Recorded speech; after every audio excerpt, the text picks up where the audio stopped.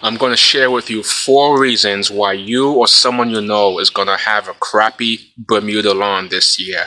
And reason number 1, you did not apply your pre-emergent. You see, a pre-emergent is so vital. It will prevent future weeds from coming up. Don't underestimate the value of a pre-emergent. You apply a pre-emergent to prevent weeds. This way you're not playing whack-a-mole all season long trying to chase and pull weeds off your turf. So apply a pre-emergent. Now, applying the pre-emergent is not the only important thing you need to do. You need to apply it correctly. The way you want to do this, if you're using any type of granular product, you want to make sure you mow first, then you apply. But you don't want to apply and then mow a few days later. You're just going to suck up a lot of the granules back into the bagger. So you want to make sure you put down your pre-emergent and you don't mow for a while. Also, more importantly, you want to make sure you water your pre-emergent in. It doesn't matter if you use granulars or liquid. It's very important to water the pre-emergent in. And the way a pre-emergent works, once it gets watered in, it gets pushed down into the soil, roughly about 1 to 1.5 inches into the soil. And that will provide you a chemical barrier, which will inhibit seeds from developing roots. And this chemical barrier will prevent any new weeds from popping up. Now, the only exception to applying the pre-emergent is if you just installed new sod. If that's the case, you do not apply a pre-emergent. You want to allow at least 1 growing season before you put a pre-emergent down. But it doesn't matter what time of year, what other situation you may have. Even if you just moved into a new house and you have no idea what the homeowner did before you, put down the pre-emergent. So you cannot go wrong with putting down the pre-emergent. The pre-emergent will save you a lot of headaches. Reason number 2 why you or someone you know is going to have a crappy Bermuda lawn this year: you're not mowing enough. You see, mowing is one of those things that's also underrated, especially when it comes to Bermuda. Bermuda is an alpha grass. It is very aggressive in its growth.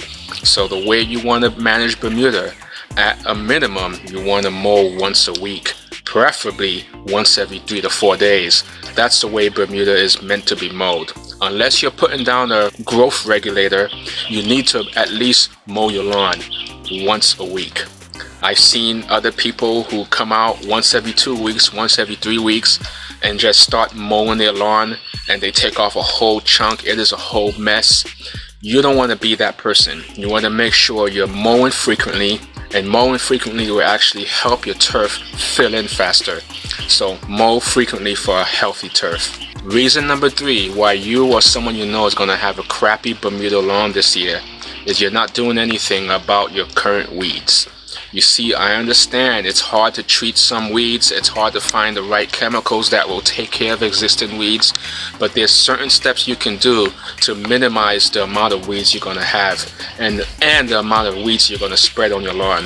First off, you want to mow. When you mow, you want to bag. So it's important to mow and bag your weeds up. Do not mulch it if you have a lot of weeds. This will just spread the weed seeds all over your turf, and it's going to cause a bigger problem later on. So mow and bag. While you're trying to look for a way to treat for weeds, don't be afraid to go and experiment with the big box stores. A lot of times they have stuff in stock that's made to treat the lawns of the surrounding community.